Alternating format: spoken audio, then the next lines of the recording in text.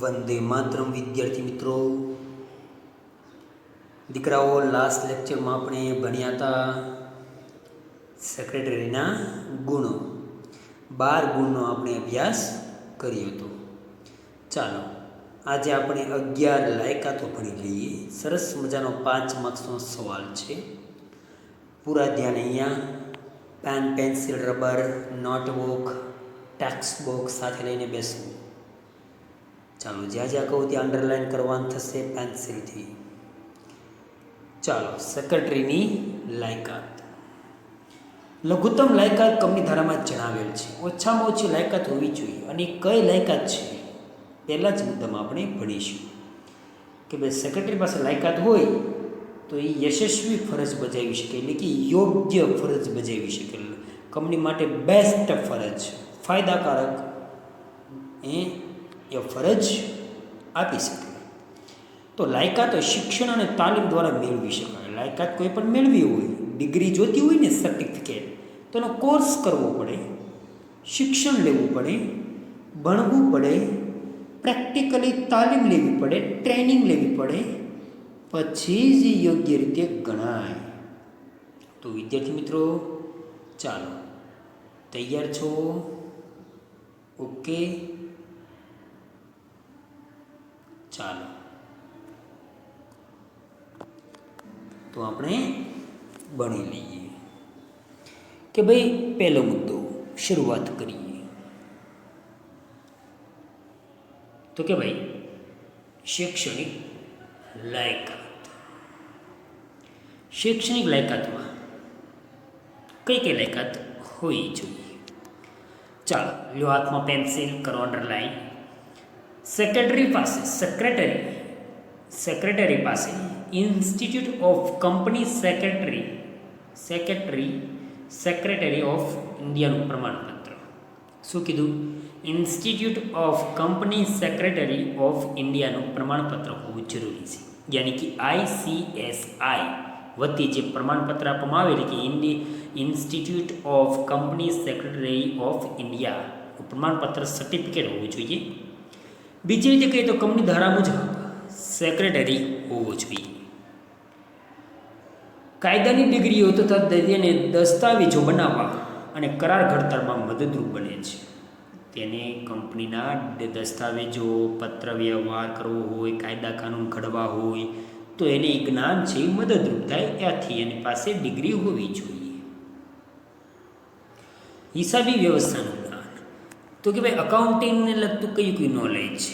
તો કે કંપનીના હિસાબો વ્યવસ્થિત રખાય. શું રખાય? કંપનીના હિસાબો વ્યવસ્થિત રખાય, કુશળ રીતે રાખી શકાય, ભૂલ ભરેલા વગર, કાયદા મુજબ રાખી શકાય, સમયસર ઓડિટ થાય, ચેકિંગ થાય, એ તેની ફરજ છે. કોની? કંપની સેક્રેટરીની ફરજ છે ને.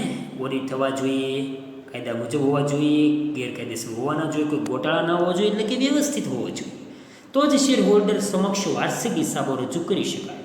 એટલે કે વ્યવસ્થિત વાર્ષિક હિસાબો આપી શકાય, રજૂ કરી શકાય. આ બધું જ ત્યારે જ શક્ય બને જ્યારે તેની પાસે હિસાબી વ્યવસ્થાનું પ્રાથમિક જ્ઞાન હોય. એટલે કે CA ચાર્ટર્ડ અકાઉન્ટિંગને લગતું પાસે પાયાનું જ્ઞાન, પ્રાથમિક જ્ઞાન, મૂળભૂત જ્ઞાન તો હોવું જ જોઈએ, જેના કારણે એ કુશળ રીતે હિસાબો પણ સાચવી શકે, જોઈ શકે, અને કોઈ ગોટાળા હોય, લોચા આપ્યા હોય, આ છે તે ભૂલો હોય તો એને સુધારી મઠાડી શકે. આગળ વધીએ. કાર્યાલય સંચાલનનું જ્ઞાન. ભાઈ કાર્યાલય સંચાલનનું તો કે કેવું? તો કે કાર્યાલયનો વડો કોણ છે? સેક્રેટરી છે. કાર્યાલયનો વડો કોને કહેવાય? સેક્રેટરીને. કાર્યાલયના કાર્યોની ફાળવણી કઈ રીતે કરવી? કામની કોને વહેંચણી કરવી? કોની માટે યોગ્ય કામ છે, કોનામાં પુષ્કળ આવડત છે, અનુભવી છે, એક્સપિરિયન્સ છે, પારંગતા છે, સ્કિલ છે, નોલેજ છે, એ વ્યક્તિને એ જ્ઞાન આપવાનું, એ કામ આપવાનું. જેમ કે માનો તો કોમ્પ્યુટરને લગતી આવડત છે, કોમ્પ્યુટરને લગતી જે આવડત છે એ એક કર્મચારીને કોમ્પ્યુટરને લગતી આવડત છે, અને એક કર્મચારીને કોઈ અધર જેમ કે હિસાબો કિતાબો બનાવવાની આવડત છે. તો હિસાબો કિતાબો બનાવવાની આવડત છે એને કોમ્પ્યુટરનું કામ આપવામાં આવે, કોમ્પ્યુટરનું છે એને હિસાબ કિતાબ બનાવવાનું કામ આપવામાં આવે, તો કઈ રીતે સફળતા મળશે? વિચારો. નહીં મળે. આવી રીતે કોનામાં પારંગત આવડત છે, કળા કૌશલ્ય છે, એ પ્રમાણેની એ જ કામની ફાળવણી કરો.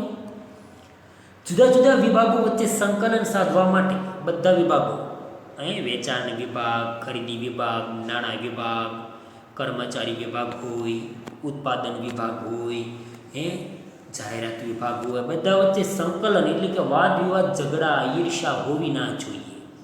હળી મળી એકબીજાને સહકાર આપીને સંકલનથી હળી મળીને કામ કરતા હોવા જોઈએ. તેવું જ્ઞાન એની પાસે આવશ્યક છે.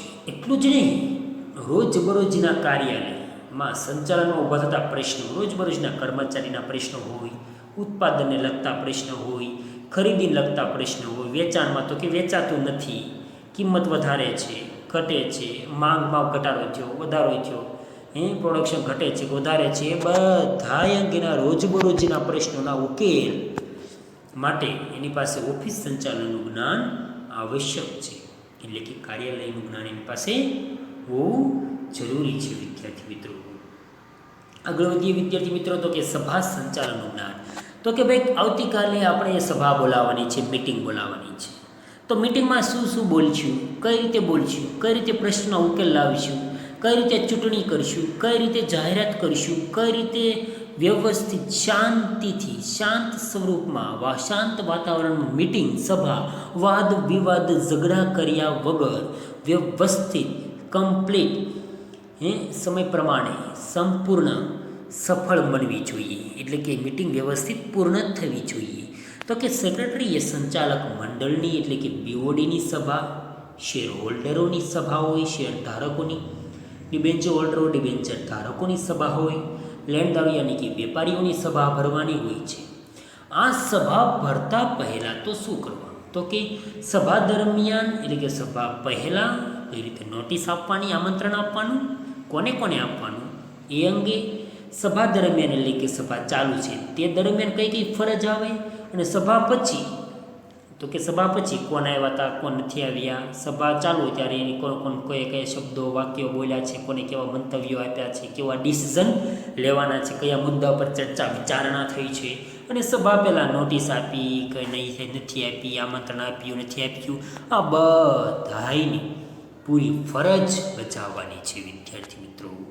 તો કે જેમ કે સભા બોલાવવાની નોટિસ આપવી, એજન્ડા એટલે કે મુદ્દાઓ તૈયાર કરવા, મિનિટ્સ લખવી એટલે કે નોંધ કરવી, કોરમ યાની કે કેટલા આવ્યા છે ને કેટલા નથી આવ્યા એની સંખ્યાની ગણતરી કરવી, પ્રોક્સી યાની કે કોણ છે શેરધારક એની જગ્યાએ એની સિવાયનો કોણ આવ્યો છે, કોણ ગેરહાજર છે, અને એની જગ્યાએ બીજા કોણ આવ્યા છે એના બદલામાં, એને પ્રોક્સી કહેવાય. તો કે એ અંગેની ધારાઓ, કંપની ધારાઓની પાલન થાય તે માટે કંપની ધારા અને સભા સંચાલનનું જ્ઞાન એની પાસે હોવું જરૂરી છે વિદ્યાર્થી મિત્રો.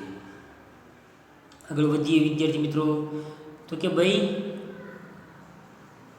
વિવિધ કાયદાઓનું જ્ઞાન, નોલેજ ઓફ વેરિયસ એક્ટ્સ, યાની કે વિવિધ કાયદાઓનું જ્ઞાન. વર્તમાન સંસ્કૃતિમાં સેક્રેટરી પાસે વિવિધ કાયદાઓનું જ્ઞાન આવશ્યક છે. જોયું શું કીધું? વર્તમાન સંસ્કૃતિમાં હાલમાં જોઈએ તો બધા જ કાયદાનું એની પાસે જ્ઞાન હોવું જરૂરી છે. કેમ ભાઈ? એને કેએમપીનું સ્થાન આપ્યું, કી મેનેજરિયલ પર્સોનલ, ચાવીરૂપ સંચાલકીય વ્યક્તિ, જેમાં 5 વ્યક્તિઓનો સમાવેશ થાય છે. આ 5 વ્યક્તિનો દરજ્જો અને હોદ્દો કંપની ધારાએ આપ્યો છે. તો વિચારો, એની પાસે બધા કાયદાનું જ્ઞાન હોવું જોઈએ કે ના હોવું જોઈએ? હોવું જોઈએ ને. સરસ, ચાલો જોઈએ આગળ. તો કે કયું કંપનીનું સંચાલન અસરકારક રીતે થાય, ફળદાયી થાય, સફળતા અપાવે, એ પોતાના હેતુ છે, તે ધ્યેય છે, જે ગોલ છે એ સિદ્ધ કરી આપે, એ અંગેનું એની પાસે સંપૂર્ણ કાયદા કાનૂનનું નોલેજ હોવું જરૂરી છે. કાયદાઓમાં ખાસ કરીને ભારતીય કરારનો કાયદો, સેબી એટલે કે 1992 SEBI, security and exchange board of ઇન્ડિયાનો કાયદો, શેર બજારનું નિયમન કરતી સંસ્થા સેબીના કાયદાઓ, માલ વેચાણનો એટલે કે વેચાણ સેલ્સ અંગેના કાયદા, સ્ટેમ્પ ડ્યુટી, ગવર્મેન્ટ જે ડ્યુટી આપણે ટેક્સ ચૂકવીએ તે સ્ટેમ્પ ડ્યુટી અંગેના કાયદાઓ, પીએફ યાની કે પ્રોવિડન્ટ ફંડ અંગેના કાયદાઓ, જામીનગીરી કરાર, જમીનગીરી ગીરવી અંગેની કરારો કાયદાઓ, વેટ ટેક્સ અંગેના કાયદાઓ, સર્વિસ ટેક્સ અંગેના એટલે કે સેવાકીય ટેક્સ કયા એ અંગેના કાયદાઓ, આમ બધા જ પ્રકારના કાયદા અંગેનું જ્ઞાન સેક્રેટરી પાસે હશે ને તો કાર્યક્ષમ અને સરળ કામ થશે. શું કીધું? કાર્યક્ષમ અને સરળ રીતે કામ કરી શકીશું અને કંપનીને સંભવિત કાનૂની મુશ્કેલીઓથી દૂર રાખી શકાય. શું કીધું? કંપનીને સંભવિત કાનૂની મુશ્કેલી, કાયદા કાનૂનથી કોઈ ગેરકાયદેસર કામ ના થઈ જાય, કોઈ ગવર્મેન્ટ પેનલ્ટી ના લાગે, કોઈ પ્રકારની કોઈ ગેરકાનૂની કામ, દગો ક્યાંય ભારત સરકારની વિરુદ્ધમાં કે દેશ વિરુદ્ધ કોઈ ગેરકાયદેસર કામ ના થાય, વેપાર વાણિજ્યને લગતા કોઈ ગેરકાયદેસર, સમાજને લગતા કોઈ ગેરકાયદેસર કામ ના થાય એનું ખાસ ધ્યાન રાખવું જરૂરી છે. એટલા માટે એની પાસે તમામ કાયદાઓનું જ્ઞાન જરૂરી છે. તો વિદ્યાર્થી મિત્રો, ફરી વખત એક યાદ અપાઈ દઉં તમને, 2 માર્ક્સનો સવાલ એવો પૂછાય છે કે સેક્રેટરી પાસે કયા કયા કાયદાઓનું જ્ઞાન હોવું જોઈએ. તો શું લખશો? 2 માર્ક્સનો આવે છે તો કે ભારતીય કરારનો કાયદો, સેબીનો કાયદો, માલ વેચાણનો કાયદો, stamp duty act, provident fund અંગેનો કાયદો, જામીનગીરી કરાર અંગેનો કાયદો, વેટ ટેક્સ અંગેનો કાયદો, સર્વિસ ટેક્સ અંગેનો કાયદો. આ બધા જ કાયદાઓનું જ્ઞાન એની પાસે હોવું જરૂરી છે. ચાલો આગળનો મુદ્દો લઈએ તો કે આર્થિક અને રાજકીય પ્રવાહોનું જ્ઞાન જોઈએ. કંપની સમાજમાં અસ્તિત્વમાં આવે છે. વિચારો, સમાજ ના હોય તો કંપનીનું શું થાય? વિચારો, સમાજનો એક ભાગ છે, સમાજના વિવિધ પક્ષકારો સાથે સંકળાયેલી છે. હવે તમને એક સાદું સિમ્પલ ઉદાહરણ આપું કે તમે માની લો આપણે આવતીકાલે નાની એવી બેકરી કે કરિયાના સ્ટોર્સ આપણે શરૂ કરીએ. ક્યાં ચાલુ કરીશું? જ્યાં લોકો બિલકુલ નથી રહેતા, કોઈ આસપાસ વસવાટ નથી 2-3 કિલોમીટર સુધી, કોઈ ગ્રાહકો નથી, કોઈ ટ્રાફિક નથી, ક્યાંય આમ દૂરની વાડીઓમાં કે આમ પોપડામાં જઈને આપણે દુકાનો શરૂ કરી, ધંધા નાખ્યું તો એના કોણ ખાવા આવે, કોણ લેવા આવે? વિચારો. તો સમાજ જ્યાં રહે છે ને ત્યાં જ ધંધો શરૂ કરી શકાય. આથી ધંધો છે ને એ સમાજનો ભાગ છે. સમજાય છે? ધંધો એ સમાજનો ભાગ છે. સમાજમાં જ ધંધો અસ્તિત્વમાં આવે છે. ધંધાનું સર્જન સમાજમાં થાય છે. એ જ સમાજને વિકાસ અપાવે છે, નફો અપાવે છે અને પ્રગતિ અપાવે છે.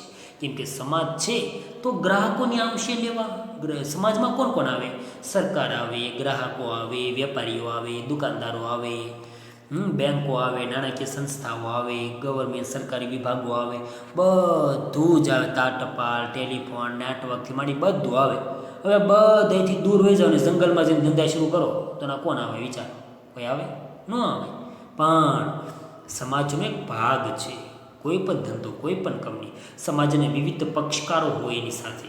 આથી તે તમામ પાસે સેક્રેટરીએ વર્તમાન પ્રવાહોથી માહિતગાર રહેવું જોઈએ. એટલે કે હાલમાં શું શું બની રહ્યું છે, ક્યાં ક્યાં અપડેટ આવી રહ્યું છે, ક્યાં ક્યાં નવી નવી ટેકનોલોજી આવી રહી છે, ક્યાં ક્યાં નવા કાયદા કાનૂન બદલાતા રહ્યા છે, એ અંગેનું જ્ઞાન હોવું જોઈએ. પલટાતા પ્રવાહોથી વાકેફ, દિવસે દિવસે નવા નિર્ણયોથી વાકેફ રહેવાનું. સંચાલક મંડળને જાણ કરવાની કે ભાઈ આમ છે અને આમ નથી. માર્ગદર્શન આપી કંપની માટે લાભદાયી પરિસ્થિતિનું નિર્માણ કરવાનું. જોયું? શું કીધું? કંપની માટે શું કરવાનું? લાભદાયી પરિસ્થિતિનું શું કરવાનું? નિર્માણ કરવાનું છે. આમ સમાજમાં પ્રવર્તમાન આર્થિક અને રાજકીય પ્રભાવો કંપનીને ચોક્કસપણે અસર કરે છે. જોયું? શું કીધું? સમાજમાં પ્રવર્તમાન અને આર્થિક અને રાજકીય પ્રભાવ કંપનીને ચોક્કસપણે અસર કરે છે. એટલા માટે આર્થિક નાણાકીય બાબતે અને સરકારી નિર્ણયો ચેન્જીસ થાય છે કાયદા કાનૂન એ અંગેનું જ્ઞાન એની પાસે હોવું જરૂરી છે. સાંપ્રત સમસ્યાઓનું જ્ઞાન, નવા પ્રશ્નો કયા સર્જાય છે, એટલે કે નોલેજ ઓફ કરંટ ઇસ્યુઝ. નવા પ્રશ્નો કયા ઇસ્યુ થાય છે એ અંગેનું નોલેજ એની પાસે હોવું જોઈએ. જેમ કે જોઈએ તો કે સેક્રેટરીએ વર્તમાન પ્રવાહોને સાંપ્રત સમસ્યાઓથી માહિતગાર રહેવું. સમસ્યાઓ કંપનીના વિકાસ પર અસર કરે છે. દાખલા તરીકે જોઈએ તો કે આસામમાં ખનિજ તેલ ઉપર નિકાસનો પ્રતિબંધ ત્યાંના કેટલાક સ્થાનિક સંગઠનોએ કરી. કાલે સવારે આપણે ખનિજ તેલ નીકાળીએ તો આપણે ધ્યાન રાખવાનું કે ભાઈ આસપાસના લોકો વિરોધ કરી શકે તો બંધ રહી શકે ધંધો આપણો. એટલે આ મુદ્દો ઉદાહરણ કહે છે કે આસામમાં ખનિજ તેલ ઉપર નિકાસનો પ્રતિબંધ ત્યાંના કેટલાક સ્થાનિક સંગઠનોએ કર્યો હતો. એટલે કે કહેવા મતલબ એમ છે કે ભાઈ નિકાસ ના કરો એવું કહેવા માગે છે સંગઠનો. આવા પ્રશ્નો અચાનક આવી શકે તો આ અંગેનું આપણી પાસે નોલેજ હોવું જોઈએ. સાંપ્રત સમસ્યાની ઊભી થયેલી પરિસ્થિતિ અનુસાર સેક્રેટરીએ સંચાલક મંડળને માર્ગદર્શન આપવાનું, સલાહ સૂચન આપવાની, મદદ કરવાનું, ડિસિઝન લેવામાં અને વાકેફ કરવાનું કે માર્કેટમાં આવા પ્રશ્નો ઊભા થાય છે. હવે આવા પ્રશ્નો આવવા મળ્યા છે આપીને ભવિષ્યમાં ઊભી થનારી સમસ્યા સામે અગમચેતી રાખે. એટલે ભવિષ્યમાં કઈ કઈ સમસ્યા આવશે, વર્તમાનમાં આવા પ્રશ્નો ઊભા થાય છે તો એને અગાઉ આયોજન રાખવું, જેના કારણે પ્રશ્નોમાંથી આપણે બહાર નીકળી શકીએ અને કંપનીને આપણે બચાવી શકીએ. હા, આગળ જોઈએ 8મા નંબરનો મુદ્દો, અંગ્રેજી ભાષા ઉપર પ્રભુત્વ અને અન્ય ભાષાઓનું જ્ઞાન. હા, અંગ્રેજી ભાષા આવડવી જોઈએ, કેમ કે અંગ્રેજીમાં જ કામ લેવાનું છે ને આપણે. ચાલો જોઈએ, કંપનીના બધા જ કામકાજો અંગ્રેજી ભાષામાં ચાલે છે. વિચારો, અવારનવાર જોતા ઇંગ્લિશ. એટલા માટે જુદા જુદા પક્ષકારો સાથે વાતચીત કરવાની હોય, પત્ર લખવાનો હોય, પત્ર લખીને મોકલવાનો હોય કે લખેલો પત્ર આવેલો હોય તો વાંચવાનો હોય. આમ દેશ વિદેશમાં કામ કરવાનું હોવાથી અંગ્રેજી ઉપર મહારત હાંસલ કરવી પડે. એટલે કે કંપનીનો વિસ્તાર થતાં વિદેશી કંપની સાથે કરારો કરવાના થાય, કામ કરવાનું થાય, તો વિદેશી ભાષાનું જ્ઞાન એટલે કે ઇંગ્લિશ ભાષાનું જ્ઞાન મેક્સિમમ તો એની પાસે હોવું જ જોઈએ. તો કે ઇંગ્લિશમાં મહારત હાંસલ કરેલી હોવી જોઈએ. જનસંપર્ક અંગેનું જ્ઞાન, તો કે લોકો આસપાસ સંપર્ક જોઈએ, પબ્લિક, તો કે જુદા જુદા પક્ષકારો સાથે કામ કરવાનું છે. સરકારી વિભાગો, સરકારી મંડળીઓ, બેન્કો, નાણાકીય સંસ્થા, સમાજ, ગ્રાહક, વેપારીઓ, લેણદારો, બધા સાથે કામ કરવાનું. તો બધા સાથે સંપર્ક પણ રાખવો જોઈએ, જેથી તેમનામાં શું કેળવાય, વિશ્વાસ કેળવી શકાય, વફાદારી કેળવી શકાય. કંપની સેક્રેટરીએ જો યોગ્ય જાહેર સંપર્કના જ્ઞાનનો ઉપયોગ કર્યો હોય તો લાંબે ગાળે કંપનીની પ્રતિષ્ઠામાં શું થાય, વધારો થાય, પાઘડી બને, પ્રતિષ્ઠા વધે, માન સન્માન અને મોભો વધે, જેના કારણે જનસંપર્કનું જ્ઞાન હોવું જરૂરી છે વિદ્યાર્થી મિત્રો. જેના કારણે સંપર્કો બની રહે અને એકબીજાની મદદ મળતી રહે. કમ્પ્યુટર અને અન્ય ઇલેક્ટ્રોનિક સાધનોનું જ્ઞાન. ભાઈ હવે તો કોમ્પ્યુટર યુગ થઈ ગયો, ઇન્ટરનેટ યુગ આવી ગયો, ટેકનોલોજીકલ યુગ આવી ગયો. ઇલેક્ટ્રોનિક સાધનો વિશેનું જ્ઞાન એ પાસે હોવું જોઈએ. મોબાઈલ્સ, કોમ્પ્યુટર્સ, પીસી, તમામ કોમ્પ્યુટરમાં આવેલા સોફ્ટવેર અંગેનું જ્ઞાન હોવું જોઈએ. ક્યારે કોમ્પ્યુટરમાં ક્યારે કામ કરવાનું થાય અચાનક કોને ખબર છે, એટલે કોમ્પ્યુટર અંગેનું જ્ઞાન તો હોવું જ જોઈએ. આમ વિકસિત સમાજમાં અને આધુનિક કંપનીમાં કોમ્પ્યુટર વર્તમાન સમયની જરૂરિયાત છે. વર્તમાન સમયની જરૂરિયાત છે. આધુનિક સ્પીડમાં ફાસ્ટ કામ આપે, સમય શક્તિ સાધનનો બચાવ થાય. આથી કોમ્પ્યુટર વગર તો શક્ય જ નથી. વિચારો ને, તમે જ વિચારો, તમારે જ એટલે કે આપણે જ મોબાઈલ વગર શક્ય જ નથી. એક દિવસ પસાર ના થાય મોબાઈલ વગર. હા, કામ હોય કે ના હોય મોબાઈલ જોઈએ, ટેવ આદત પડી ગઈ. તો કોમ્પ્યુટર, મોબાઈલ અંગેનું તમામ સોફ્ટવેર, કોઈ ઇલેક્ટ્રોનિક સાધનોનું જ્ઞાન હોવું જરૂરી છે. આગળ જોઈએ, કમ્પ્યુટર દ્વારા શેર હોલ્ડરો હોય, ડિબેન્ચર હોલ્ડર હોય, સંચાલક મંડળ હોય, કંપની અંગેની બાબતો હોય, પક્ષકારો વિશે વિશાળ માહિતી સંગ્રહ કરી શકાય, ફાઇલમાં સ્ટોર્સ કરી શકાય. સમય, સાધન અને માનવશક્તિનો બચાવ થાય, જેના કારણે સમય, શક્તિ અને સાધનનો બચાવ થાય. એટલા માટે સેક્રેટરી પાસે કોમ્પ્યુટર અંગેનું જ્ઞાન જરૂરી છે. આ ઉપરાંત ઓફિસ સંચાલનમાં વપરાતા વિવિધ પ્રકારના ઇલેક્ટ્રોનિક ઉપકરણોનું જ્ઞાન હોવું જોઈએ. શું કીધું? ઇલેક્ટ્રોનિક ઉપકરણોનું જ્ઞાન એની પાસે હોવું જોઈએ. તમામ ઓફિસમાં વપરાતા તમામ સાધનો કે વારે વારે કર્મચારીની જરૂર ના પડે, અને કર્મચારી કદાચ ગેરહાજર હોય ના હોય તો એ જાતે કામ કરી શકે. એટલે કે કર્મચારીની ગેરશિસ્ત ઉપર અંકુશ રાખી શકે, કર્મચારીની કામચોરી ઉપર અંકુશ રાખી શકે. તો આ રીતે વિદ્યાર્થી મિત્રો 10 ગુણ લાયકાત આપણે ભણ્યા. ફરી એક જ રિવિઝન કરી દો વિદ્યાર્થી મિત્રો. 12 ગુણ અને 10 લાયકાતો.